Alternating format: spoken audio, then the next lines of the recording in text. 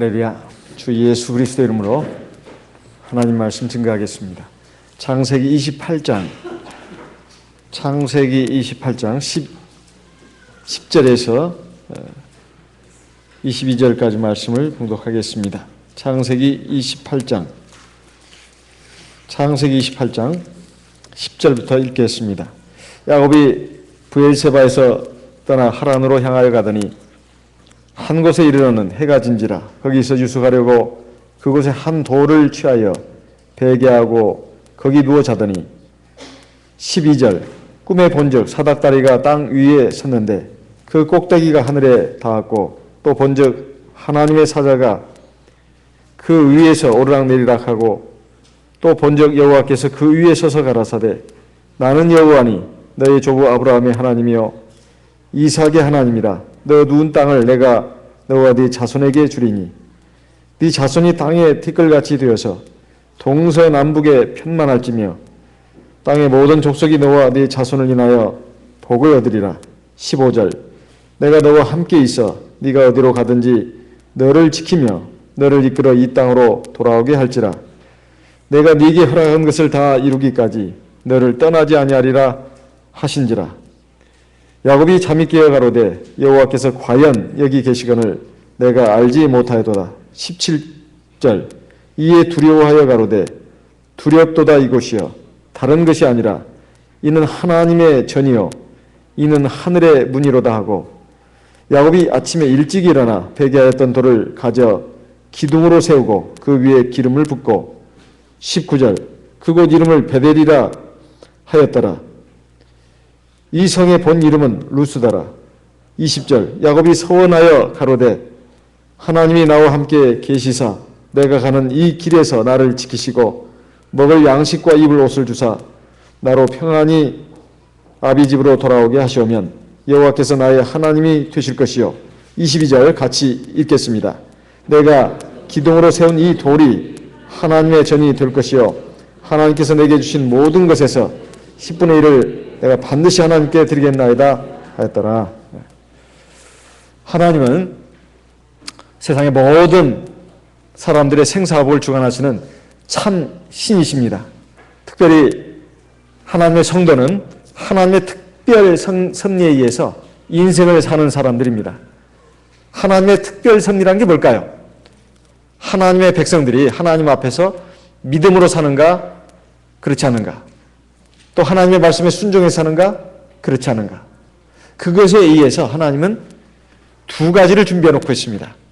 자, 하나님의 백성, 하나님의 자녀, 하나님의 성도가 지금 어떤 문제를 놓고 이것을 믿음으로 생각하고 믿음으로 판단하고 그래서 믿음으로 실행에 옮기는가 아니면 인간적인 생각, 세상적인 방법으로 생각하고 판단하고 그렇게 가는가.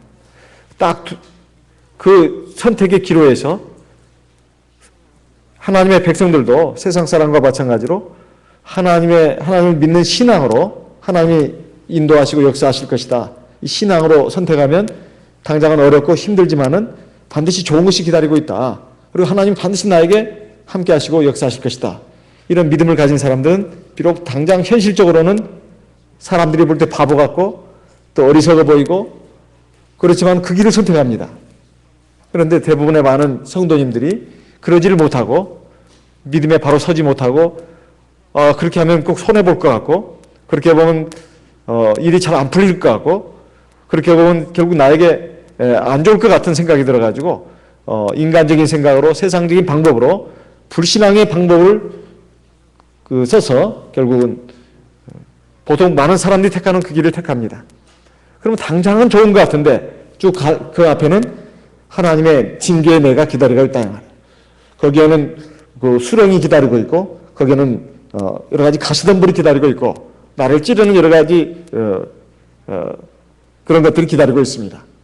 그래서 거기서 이제 한참 헤매는데 그래도 하나님에 대한 믿음이 있는 사람들은 자기 잘못을 깨닫고 내가 잘못했구나.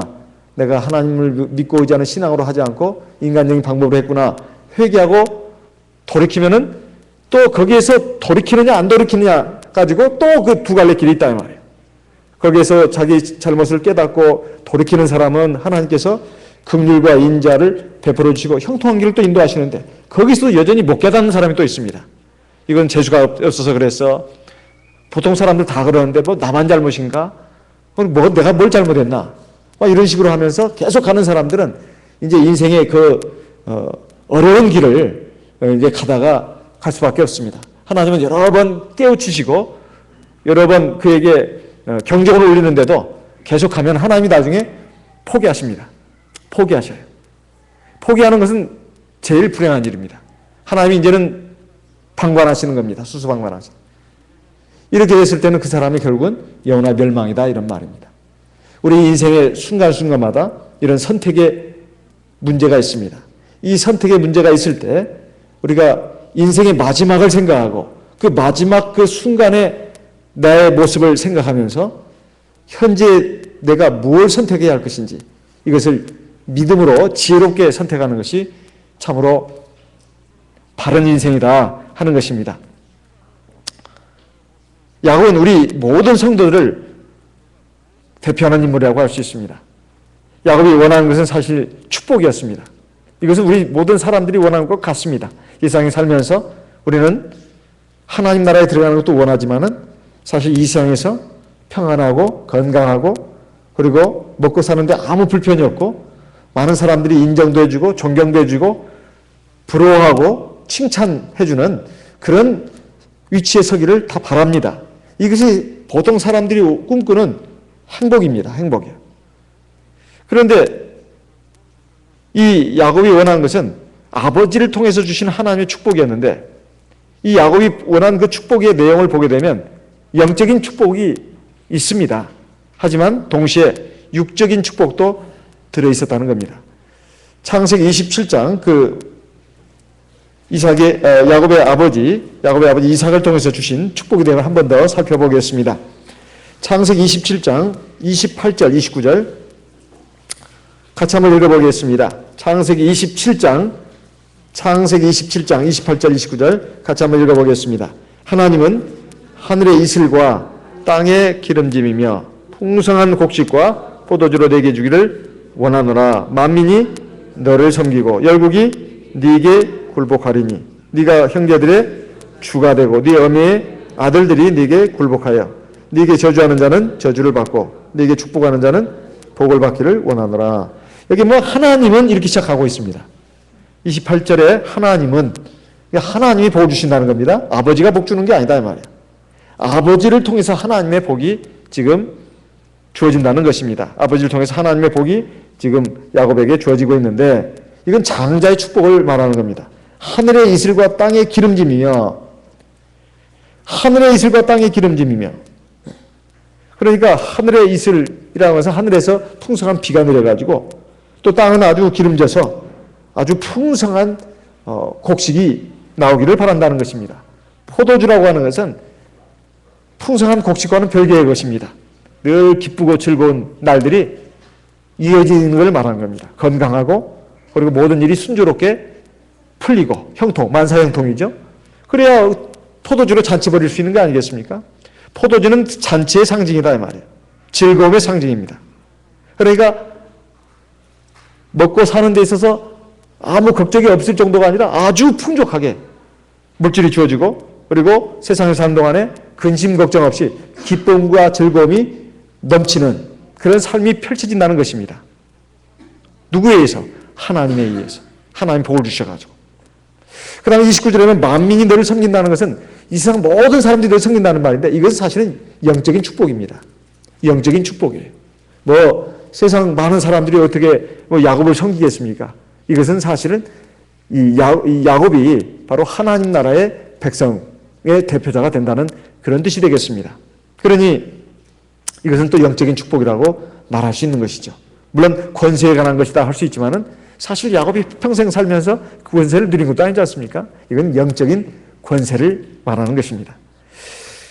그래서 야곱은 이렇게 영적인 축복을 원함과 동시에 육적인 축복도 원했던 것인데 사실 분명히 이 야곱은 신앙적인 사람이었습니다. 그런 점에서 본다면 왜? 아버지를 통해서 주시는 영적인 축복을 아주 굉장한 걸로 알았다 이 말이에요. 하나님이 함께하지 않고 하나님이 자기에게 복 주지 않으면 자기는 이 세상에서 살 수 없다. 그리고 이 세상에서 행복하게 살 수 없다. 그래서 하나님을 통해서 주시는 영적인 축복의 가치를 알았다는 것입니다. 그리고 두 번째, 하나님을 경외함으로써 하나님의 장막에 거했다는 것입니다. 이게 형 에서와 뚜렷하게 구별되는 점입니다. 형 에서는 영적인 축복의 가치를 그렇게 가볍게, 그렇게 중하게 생각하지 않았습니다. 그러니까 팥죽 한 그릇에 팔아넘기는 게 아니겠습니까?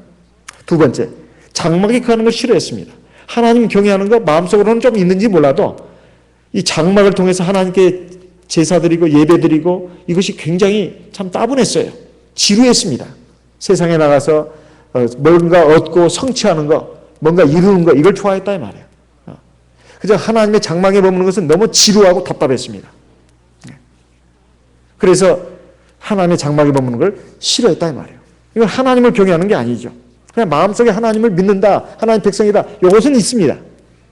우리 성도들 가운데도 그런 사람들이 꽤 많습니다. 세례받고 교회 생활 조금 하다가 이제 세상에 나가서 공부한답시고 또는 뭐 돈 번답시고 뭐 사업한답시고 또는 직장 생활한답시고 또는 결혼 생활에 바쁘다고 그러면서 이 핑계 저 핑계 대면서 결국 하나님의 정막을 떠나 있는 성도들이 얼마나 많습니까?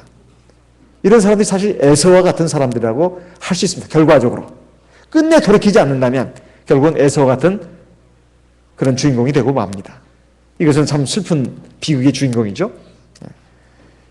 물론 돌이킨다면 돌아온 탕자가 됩니다. 돌아온 탕자, 둘째 아들이 되는 것이죠. 이제 어떻게 하느냐는 그 사람에게 달려 있습니다. 하나님은 늘 회개하고 돌이키기를 바라시지만은 그가 끝내 돌이키지 않는다면 할 수 없는 것입니다.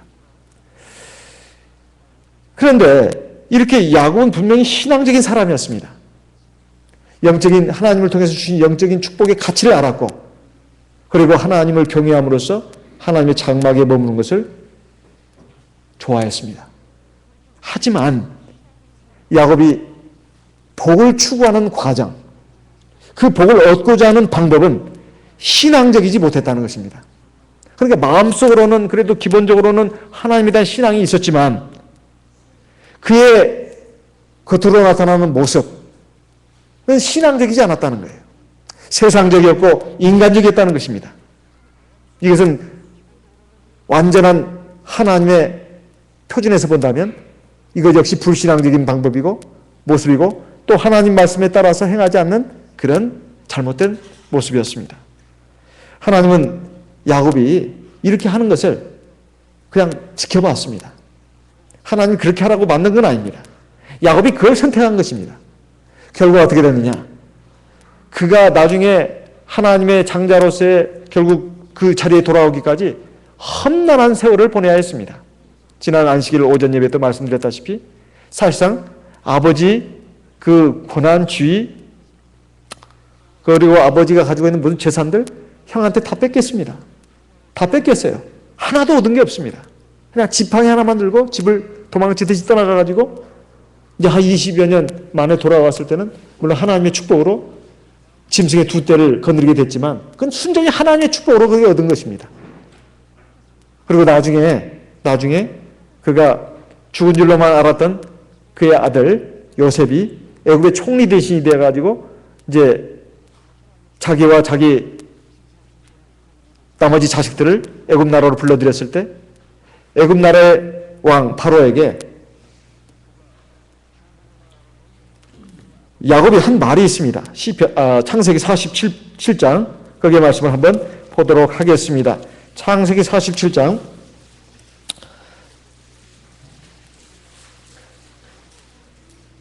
8절 9절 창세기 47장 8절 9절 바로가 야곱에게 묻되 네 연세가 얼마뇨? 9절 야곱이 바로에게 고하되 내 나그네 길의 세월이 130년이니이다. 나의 연세가 얼마 못되니 우리 조상의 나그네 길의 세월에 미치지 못하나 험악한 세월을 보내었나이다 하고 여기 야곱이 자기의 인생을 애굽왕 바로 앞에서 회고하면서 뒤돌아보면서 고백한 말이 나옵니다.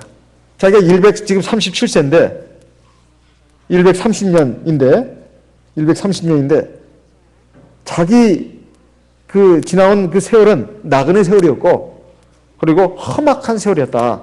이렇게 말하고 있습니다. 아주 고달프고 힘겨운 생활이었다는 거예요. 왜 이렇게 됐을까요? 사실 그의 아버지 이삭, 그리고 그의 할아버지 아브라함, 이 정도는 아니었습니다. 우리가 성경적으로 볼 때, 성경만 가지고 볼 때 이 정도는 아니었다 이 말이에요. 특별히 야곱의 일생은 아주 험악한 세월이었다고 하는 건 우리가 성경을 통해 잘 알고 있습니다. 왜 이렇게 했냐 이 말이죠. 그것은 야곱의 선택의 문제입니다. 그래서 우리 하나님은 저와 여러분에게 하나님께서 하나님을 경외하고 하나님 말씀을 따라서 살아라. 그러면 거기는 생명과 복이 기다리고 있다. 계속 하나님의 말씀을 그렇게 약속하고 있는데 우리가 그 말씀을 잘 믿지 않고 하나님 믿는 신앙으로 하지 않습니다. 하나님 어디 계시냐고.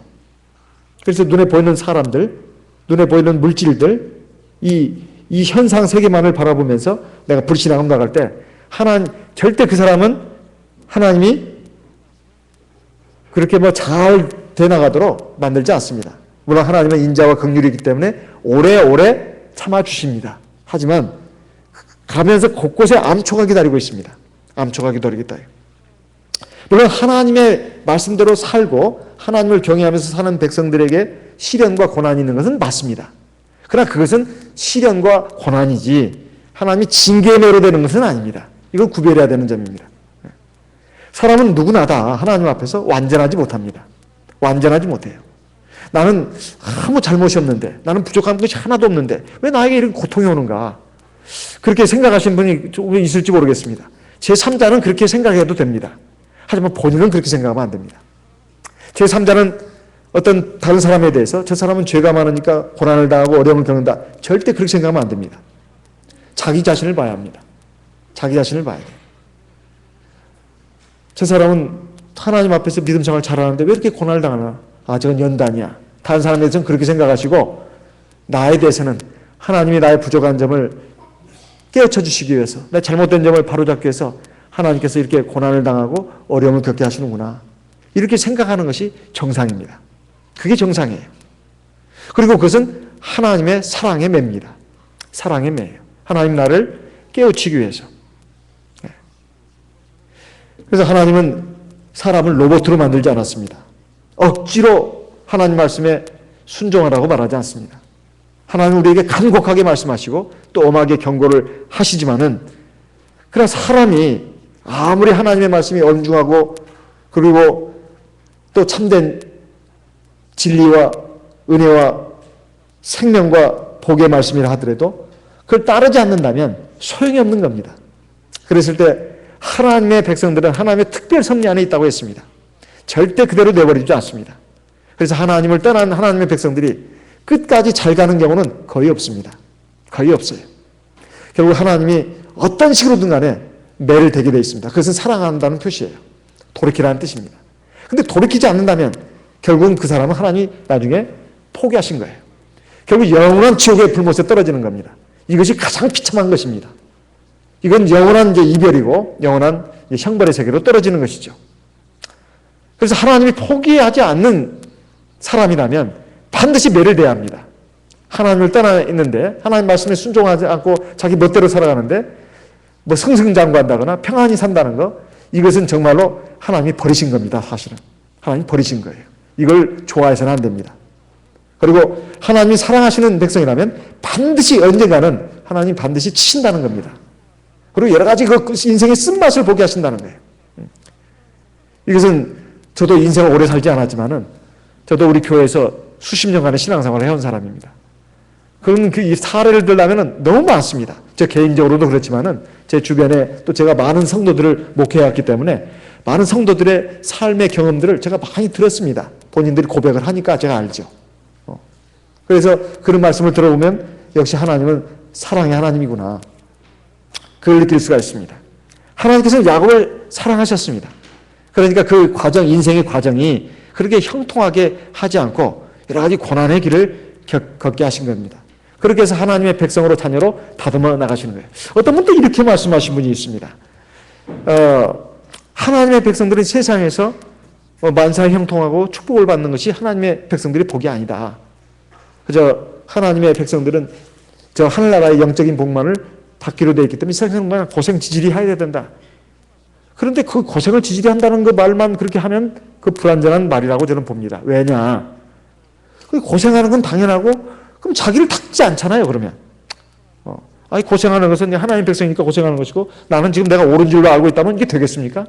그건 안 되는 거잖아요. 고난의 의미라고 하는 것은 하나님이 연단하는 의미도 있지만 하나님이 그 연단이라는 말 속에는 나의 부족한 점을 채우고 잘못된 점을 바로잡으라는 그 뜻입니다. 그게 연단의 의미거든요. 그런데 세상에서 하나님 백성들은 그냥 아무 뜻도 없이 고난을 당해야 된다. 이건 당연한 거야. 그건 아닙니다. 고난의 의미가 세상의 죄악에 빠지지 않기 위해서 또는 불신앙의 삶에 빠지지 않기 위해서 그것도 있지만 내 안에 있는 육체의 정욕 또 옛사람의 기질 이것을 바로잡기 위해서입니다. 이것이 성경을 통해서 본 모범답안이에요. 모범답안이에요.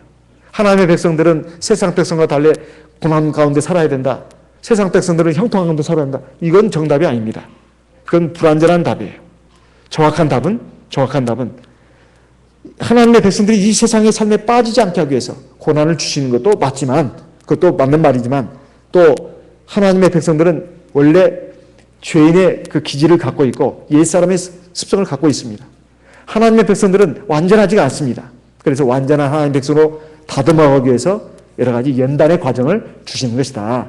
이것이 성경 전체를 놓고 봤을 때 정확한 답이다. 이런 말씀입니다. 그래서 야곱도 마찬가지입니다. 야곱이 왜 이렇게 고난을 겪어야 했는가? 에서는 이미 하나님 앞에 버림받았습니다. 그러니까 에서의 이야기는 더 이상 이제 나오지 않습니다. 그 뒤에 동생 야곱을 만난 그것만 나오지 사실 야곱에게 지금 하나님의 초점이 가해져 있는 것입니다. 저와 여러분도 마찬가지입니다. 우리가 인생의 길을 살아가면서 항상 하나님을 경외하고 의지하고 하나님 말씀을 따라서 사는 것이 정말 중요합니다. 그것이 굉장히 중요한 거예요. 그 뒤에 결국은 영원한 생명과 영원한 행복입니다. 잠언 11장을 보겠습니다. 잠언 11장. 잠언 11장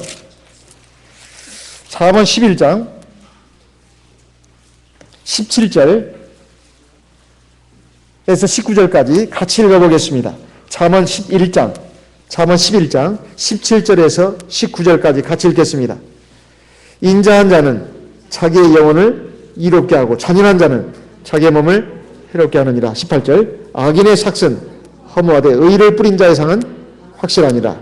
의를 굳게 지키는 자는 생명에 이르고 악을 따르는 자는 사망에 이르느니라. 여기 보면 선과 악, 의와 불의 이것의 그 두 유형의 인생들을 지금 보여주고 있습니다. 그리고 그 뒤에 그 결과를 보여주고 있다는 말이에요. 결과. 그 결과가 어떻게 될 것인가. 항상 이게 중요합니다. 결과가 어떻게 될 것인가. 그런데 원인 없는 결과는 없어요. 선을 행한 사람은 반드시 선에 합당한 보상을 받고 악을 행한 자는 반드시 거기에 합당한 벌을 받는다. 이것이 성경의 가르침입니다.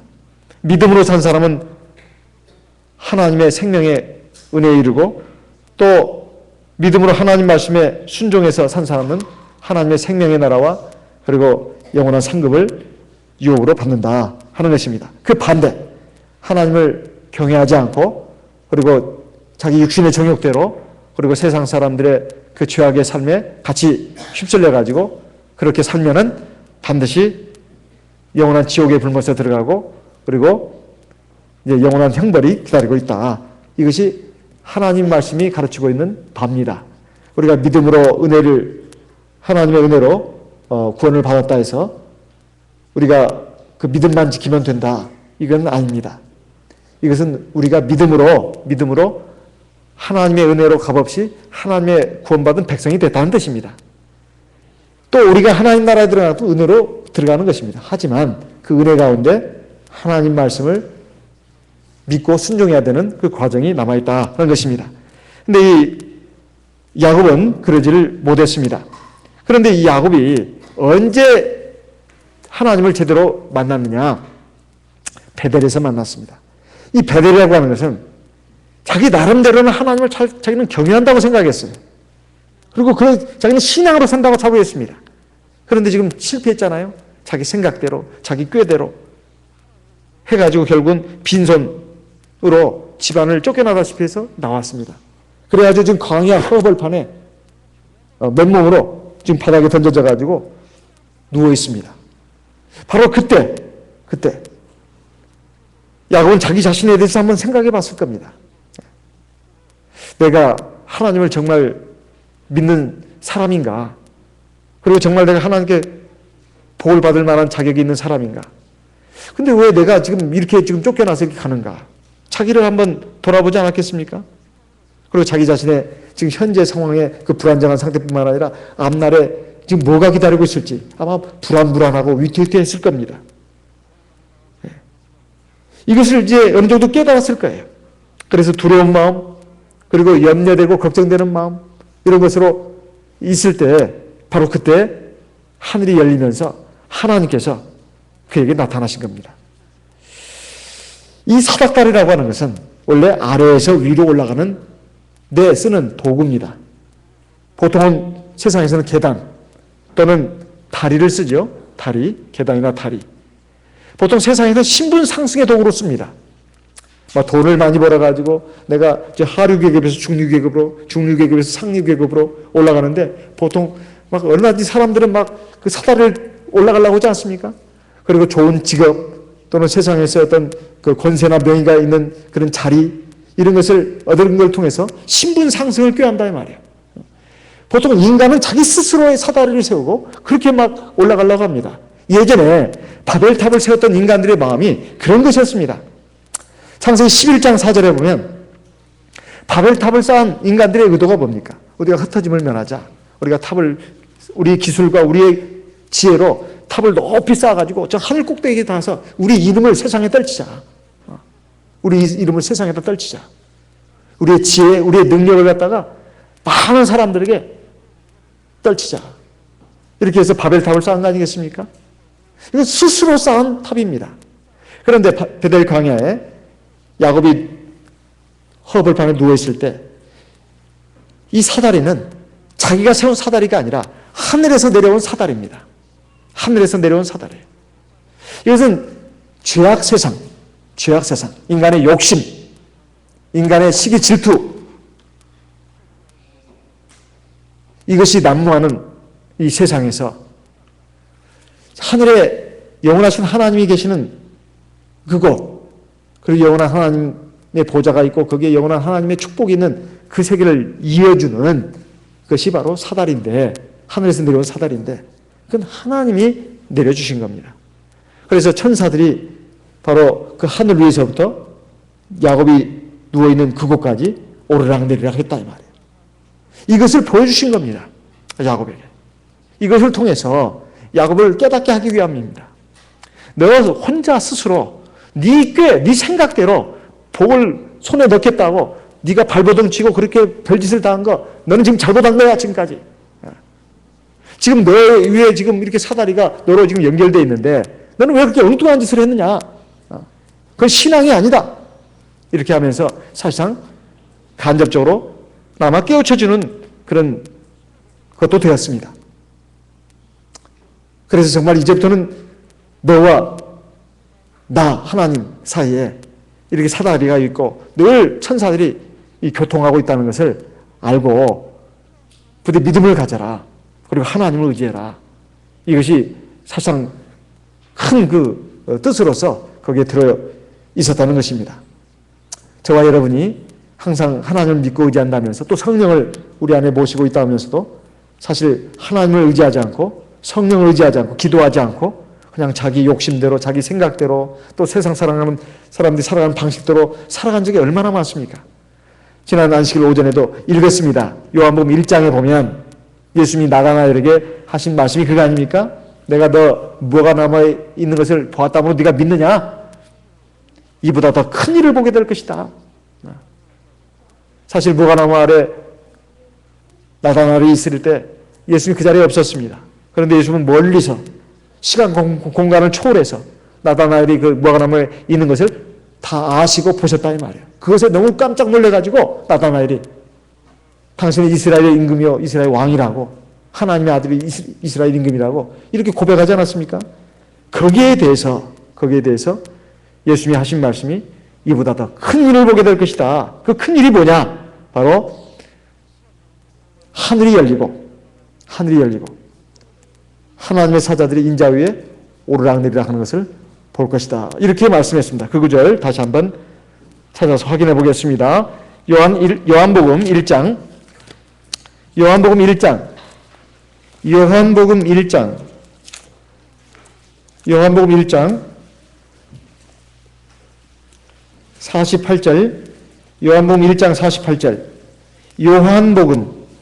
1장 48절. 나다나엘이 가로되 어떻게 나를 아시나이까? 예수께서 대답하여 가라사대 빌립이 너를 부르기 전에 네가 무화과 나무 아래 있을 때에 보았노라. 49절. 나다나엘이 대답하되 라비여 당신은 하나님의 아들이시오 당신은 이스라엘의 임금이로소이다. 50절. 예수께서 대답하여 가라사대 내가 너를 무화과 나무 아래에서 보았다므로 믿느냐? 이보다 더 큰 일을 보리라. 51절 같이 읽어보겠습니다. 또 가라사대 진실로 너희에게 이르노니 하늘이 열리고 하나님의 사자들이 인자 위에 오르락내리락 하는 것을 보리라 하시니라. 예수의 말씀 진실이 아닌 게 없습니다. 모두가 다 진실입니다. 그런데 우리의 구원과 관련된 말씀을 하실 때는 반드시 진실로 내게 이르노니 이 말씀을 하셨다는 거 우리가 많이 들어서 알고 있습니다. 진실로 너에게 말하는데 하늘이 열리고 하나님의 사자들이 인자 위에 오르락내리락 하는 것을 보리라. 이것은 바로 예수 그리스도를 통해서 우리가 죄사함 받고 하나님의 백성이 되고 하나님의 자녀가 될 뿐만 아니라 또 하나님의 성령을 우리에게 부어주셔가지고 하나님의 성령, 즉 예수의 영이 하나님과 우리 사이를 이어주는 사닥다리가 된다 하는 것입니다. 하나님의 구원의 은혜, 생명, 축복이 바로 예수 그리스도를 통해서 우리에게 오고 또 우리가 하나님 앞에 우리의 소원을 아뢰고 우리가 간구하는 것이 바로 이 사닥다리로 계신 주 예수, 즉 성령을 통해서 하나님의 보좌로 올라간다. 지난 안식일에 말씀드렸습니다. 그래서 이 성령이 우리에게 주어질 것을 말하는 것입니다. 성령이 바로 사닥다리입니다.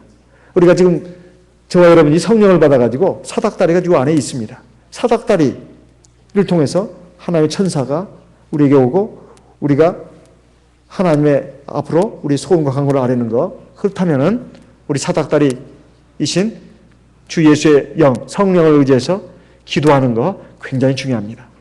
우리가 기도하면 우리가 하나님께 일방적으로만 아뢰는 것이 아닙니다.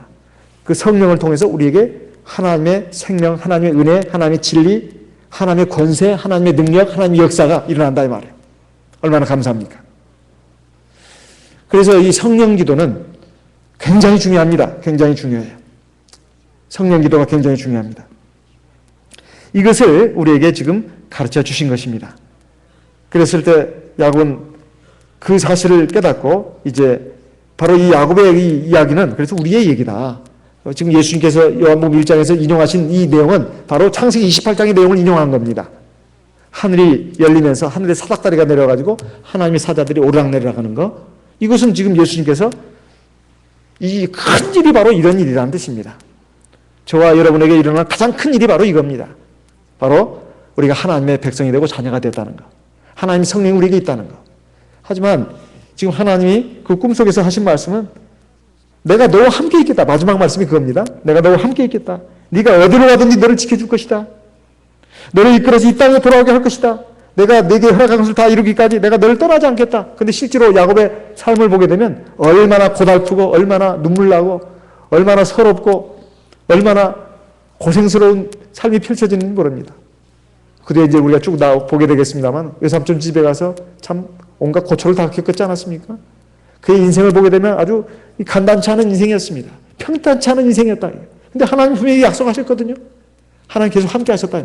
우리가 잊어서는 안 됩니다.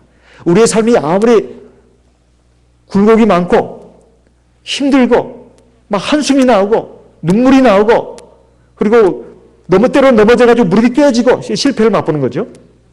어떤 때는 시궁창에 빠지기도 합니다. 그래도 하나님은 나와 함께 하신다는 겁니다. 이게 중요한 거예요. 이게 중요한 겁니다. 세상 사람과 꼭 비교를 해가지고 그때 난 참 지지리도 복이 없어. 내 복은 이것밖에 안 되는가? 대체 뭘 가지고 복을 따지냐 이 말이에요. 한번 야곱을 생각해 보세요. 야곱의 생애를 보면 기가 막힌 정도입니다. 기가 막힐 정도예요. 야곱의 생애만큼 이 성경에 이렇게 많은 지면을 할애가지고 소개한 인물이 없습니다. 성경 전체를 놓고 보더라도 그래요. 야곱의 일생은 아주 태어나면서부터 죽을 때까지 이렇게 파란만장한 삶을 자세하게 기록한 인물이 없습니다. 야곱의 인물을 그 삶을 통해서 우리를 지금 조명해주고 있는 겁니다. 결국 야곱은 하나님을 경외하는 사람이 됐고 하나님 앞에 결국 하나님의 백성을 이루는 조상으로 으뚝 자리매김하게 되었습니다. 우리가 육신적으로 세상적으로 우리 인생을 생각할 것이 아니라 인생을 살아가면서 여러 가지 좋은 일도 만나고 여러 가지 어려운 일도 만날 겁니다. 좋은 일을 만나면 지난 안식일에 말씀드렸습니다. 성공 가운데는 반드시 실패 씨앗이 들어있다. 성공했다고 좋아할 것이 아니다 이 말이에요. 사실은 성공 가운데 성공을 많이 하다 보면 사람이 착각하기 쉬워요. 자기 잘못, 부족한 점을 못 깨닫습니다. 그래서 이미 그게 실패 씨앗이 있는 거예요. 그걸 빨리 지혜로운 사람은 캐치합니다. 내가 성공했어도 나는 문제가 많은 사람인데 이게 잘 됐어. 이거 내가 긴장해야 되겠네. 이건 내가 잘나서 그런 게 아니야. 하나님이 내가 부족한데도 나를 격려해 주기 위해서 주신 거야. 사람이 나 칭찬해주면 막 두려워해야 합니다. 그리고 황송해야 합니다. 하나님께 영광을 돌려야 된다 이 말이에요. 사람이 나를 칭찬하고 이럴 때 내가 뭐 잘 됐습니다. 그리고 사람들이 나를 좋아하고 인정하고 칭찬합니다. 두려워해야 합니다. 이 안에 나는 아직도 부족한 점이 많은데도 이렇게 많은 사람들이 또는 내 일이 술술 잘 풀리는 것은 이것은 하나님이 나의 그 가상한 노력을 기뻐하시고 격려하기 위해서 이렇게 형통함을 주신 것이다. 이렇게 생각하는 사람은 그 안에 성공 가운데는 실패의 씨앗이 있지만은 그것을 죽이는 역할을 하는 거예요. 하지만 실패를 했어도 그 안에는 성공의 씨앗이 들어있다 이 말이에요. 왜? 내가 고난을 당하고 아프고 실패하고 해도 거기는 이미 성공의 씨앗이 들어있습니다. 그걸 통해서 내 부족한 점을 깨닫고 내 잘못된 점을 깨닫고 내가 더 겸손해지고 내가 더 진실해지고 내가 더 성실하고 내가 더 최선을 다하고 이런 사람이 된다면 이미 그 안에 성공의 씨앗을 싹을 틔우는 겁니다. 그래가지고 실패는 아무것도 아닌 것이 돼요. 진짜 성공한 사람이 됩니다. 실패 안에도 성공의 씨앗이 들어있고 성공 안에도 실패의 씨앗이 들어있다는 이 말은 아주 기가 막힌 진리를 우리에게 가르쳐주는 말씀입니다. 그래서 우리가 하나님의 눈으로 영적인 눈으로 인생을 관조할 필요가 있습니다. 인생을 조망할 필요가 있다 이 말이에요. 야곱은 그 험난한 인생이지만 그 가운데서 하나님의 율례를 배우고 하나님 앞에 온전한 백성으로 다듬어져 갔던 것입니다. 그래서 그의 인생은 절대 실패가 아닌 것입니다. 결국 육신적으로 인간적으로 실패다. 저 사람은 참 고단한 삶을 산다. 그렇게 함부로 말할 것이 아니다 이 말이에요. 하나님의 특별 프로그램 안에 다 들어가 있습니다. 개개인별로 다 프로그램이 틀려요. 그러니까 우리가 그것을 이해를 해야 합니다. 누가 신앙으로 사는가?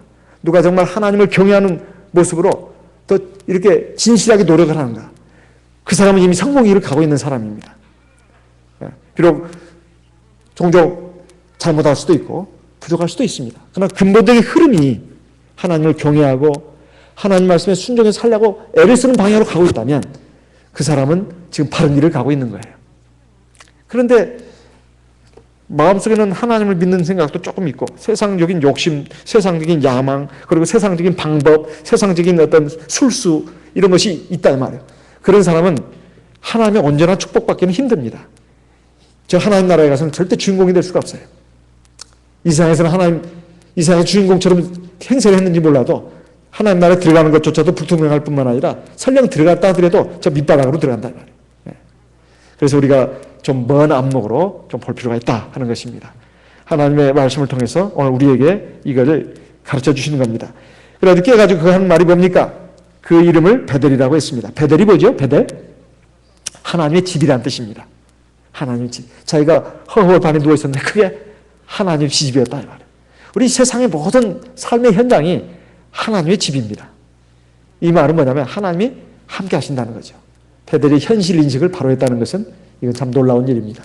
우리도 그렇게 해야 되겠습니다. 우리 가정에도, 내 직장에도, 그리고 학교에도, 우리 모든 삶의 현장에 다 하나님이 계십니다. 하나님을 항상 의식하고 하나님을 경외하고 하나님의 말씀을 기억하면서 그 말씀을 따라서 사는 인생은 복이 있습니다. 우리 다 같이 그런 복된 인생의 주인공이 되시기를 바랍니다. 말씀을 기억하시고 기도의 제목으로 삼아서 하나님 앞에 기도하겠습니다. 나와 내 가정을 위해서 기도하고 교회 우리 형제 자매님들 위해서 기도하겠습니다. 이제 곧 영은회가 이제 한 주일 조금 넘게 남아 있습니다. 이번에 봄 영은회도 하나님 함께 하시고 은혜를 베풀어 주셨고 또 며칠 후면 본교회 세례식이 있습니다. 세례식이 있습니다. 특별히 우리 이번에 세례식에는 유아 세례도 있지만은 제가 이렇게 우리 저 교회 총무님, 교무님을 통해서 들은 바로는 안식일마다 팔을 하나 못 쓰고 이렇게 오신 분 있잖아요. 그분이 그동안 쭉 1층에서 예배드리다가 금년부터 2층에 와서 예배드리기 시작했습니다. 이분이 이번에 세례를 받는답니다. 참 얼마나 감사한지 모르겠어요. 억지로 강권하지 않았습니다. 한번 물었는데 자기 받겠다고 이렇게 해가지고 너무 감사합니다. 지금 사시는 데가 성북구 삼선동이라고 합니다. 성북구 삼선동. 거기서 여기까지 교회를 안식일마다 빠짐없이 오고 있는 걸로 알고 있습니다. 그분을 위해서 꼭 기도해 주시기 바랍니다. 또 세례 받을 분이 또 누가 있을지 모르겠습니다만은 이번 세례식에 좀 함께 하시고 구원의 역사가 일어날 수 있도록 인도해 주시옵소서. 다 같이 기도하겠습니다. 다 같이 기도하겠습니다.